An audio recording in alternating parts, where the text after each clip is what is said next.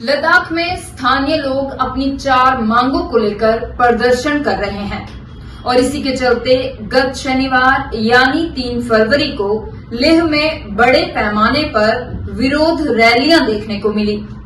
आखिर क्या है लद्दाख के लोगों की मांग, आज इस पर करेंगे बात। नमस्कार, मैं हूं कीर्ति सलाखिया और आप देख रहे हैं द फोर्थ वन इंडिया।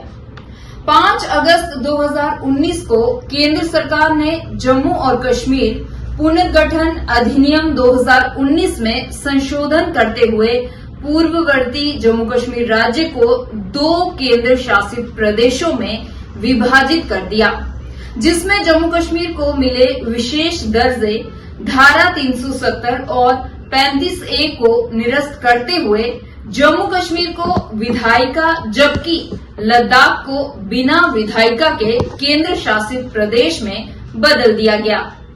अब बात करते हैं कि आखिर लद्दाख के लोग क्यों सड़कों पर हैं और उनकी मुख्य 4 मांगे क्या हैं।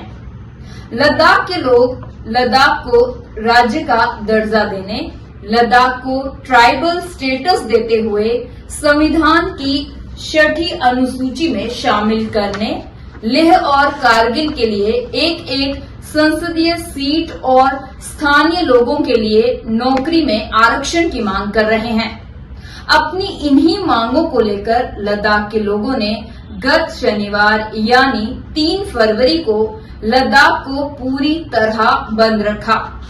ये विरोध प्रदर्शन लेह अपेक्स बॉडी लैब और कारगिल डेमोक्रेटिक अलायंस KDA के आह्वान पर किए जा रहे हैं।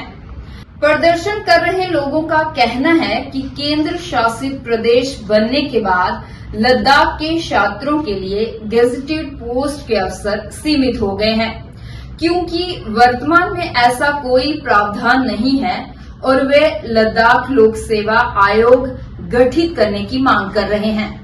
वहीं लद्दाख को मिजोरम, त्रिपुरा, सिक्किम और अन्य पूर्वोत्तर राज्यों जैसे राज्यों की तर्ज पर राज्य का दर्जा देने और भारत के संविधान की 6ठी अनुसूची और अनुच्छेद 371 के तहत स्थानीय लोगों के अधिकारों को संरक्षित करने और लद्दाख को ट्राइबल स्टेटस देने की मांग कर रहे हैं। केंद्र सरकार को दिए ज्ञापन में जम्मू और कश्मीर पुनर्गठन अधिनियम 2019 में संशोधन करने और लद्दाख क्षेत्र में से 2 सांसदों लेह और कारगिल से एक का प्रावधान शामिल है और कहा गया है कि उन्हें उम्मीद है कि सिक्किम जैसे राज्यों की तर्ज पर राज्यसभा में राज्य को भी एक सीट मिलेगी। आपको बता दें कि जब अनुच्छेद 370 और 35A को निरस्त कर दिया गया तो लद्दाख को बिना विधायिका के केंद्र शासित प्रदेश में बदल दिया गया।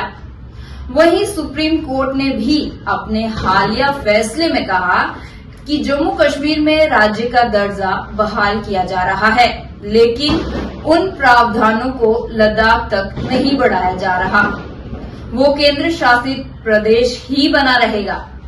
इस प्रदर्शन के दौरान इकट्ठा हुए जन समूह को संबोधित करते हुए सोनम वांगचुक ने प्रधानमंत्री नरेंद्र मोदी से लद्दाख के लोगों की मांग पूरी करने का धन्यवाद किया और उनसे भारत के संविधान की 6ठी अनुसूची और अनुच्छेद 371 के तहत स्थानीय लोगों के अधिकारों को संरक्षित करने का आग्रह किया। एक तरह से सम्मिलित हुआ है, एकत्रित हुआ है। यहाँ कारगिल से लोग आए हैं, कल 2 दिन का सफर करके कारगिल से ISK के लीडर्स आए मिलने के लिए। आज यहाँ बहुत हैं, वैसे ही जंगस्कर से आए हैं, नुब्रा से, चंदन से, हर जगह से आए हैं एक आवाज के साथ कि लद्दाख का संरक्षण हो, 6th शेड्यूल में हो और सिर्फ लद्दाख ही नहीं पूरे हिमालय के पर्वतों का संरक्षण हो।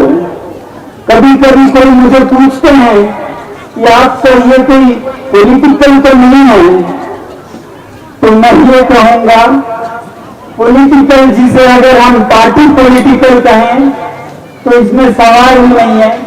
क्योंकि हर पार्टी का इसमें हाँ है, किसी का नहीं है।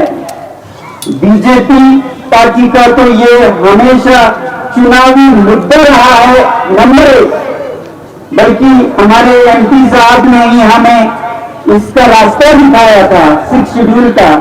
तो जहां एक वादा हुआ है चुनावी मैनिफेस्टो में और फिर लॉ मिनिस्ट्री, होम मिनिस्ट्री और ट्राइबल मिनिस्ट्री सब ने हमें आश्वासन दिलाया था कि लद्दाख को 6 शेड्यूल में लिया जाएगा। तो फिर इसके अगेंस्ट कौन है?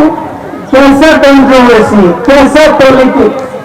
ऐसा कुछ पॉलिटिकल नहीं है। अगर हम कहें कि पॉलिटिकल है तो ये हो सकता है अभी कि सब लोग मिलकर लद्दाख की बेहतरी चाहते हैं, थोड़े नाखुश हैं जिस तरह का यूटी मिला, क्योंकि हमने सोचा था ये यूटी जम्मू कश्मीर से तो बहुत बेहतर होगा, लेजिस्लेचर के साथ होगा, लोगों की राय, लोगों की ख्वाहिशों से चलेगा लद्दाख की उन्नति। वैसा नहीं हमें दिख रहा है। ये यूटी विदाउट लेजिस्लेचर है और इसमें हमारा कोई काबू नहीं है क्या काम होता है और नहीं होता है। तो इसलिए बहुत धीरे चल रहा है, बहुत से फंड वापस जा रहे हैं और कारगर इफेक्टिव नहीं हो रहा है। तो अब इस हालत से तंग होकर हाँ लोग मांग रहे हैं स्टेटहुड, और क्यों ना मांगे? क्या गलत है स्टेटहुड मांगने में? जम्मू कश्मीर को जब वादा किया गया कि आपका स्टेटहुड बहाल किया जाएगा, अभी आप यूटी हैं, तो लद्दाख ने क्या गुनाह किया कि उन्हें विदाउट रिप्रेजेंटेशन, विदाउट लोकतंत्र रखा जाएगा? क्या गुनाह किया? क्या ये लद्दाख के देशभक्ति का सजा है कि उन्हें एक शख्सियत राज करेगी? हमारे 4 एमएलए, 2 एमएलसीज हमारी आवाज को असेंबली में ले जाते थे, उस हिसाब से तरक्की होती थी। अभी 0 हो गया है, वो 0। तो लोकतंत्र में तो हम पीछे चले गए हैं। आपको हमारा ये अंक कैसा लगा? अपनी राय कमेंट बॉक्स में जरूर दें और हमारे channel the fourth one India को सब्सक्राइब जरूर करें। अगले अंक में किसी नए विषय के साथ आपसे फिर होगी मुलाकात।